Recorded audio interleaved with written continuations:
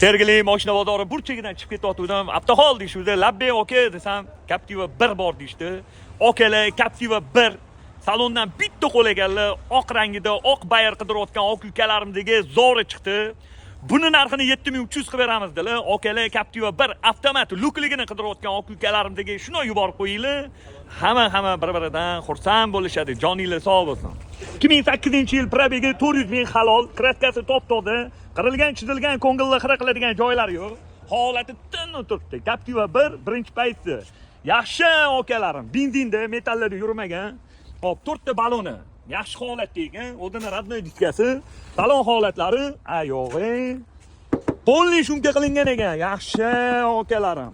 Salon holatlari yaxshi, radnoy dalatim yaqinim, salonlari ideal turibdi. Salonlarda qirilgan, chizilgan, ko'ngilni xira qiladigan joylari yo'q, luklari bor.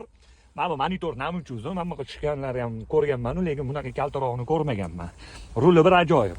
Captiva 1 avtomat. Buni narxini 7300 qilib beramiz. Bosinglar okalarim.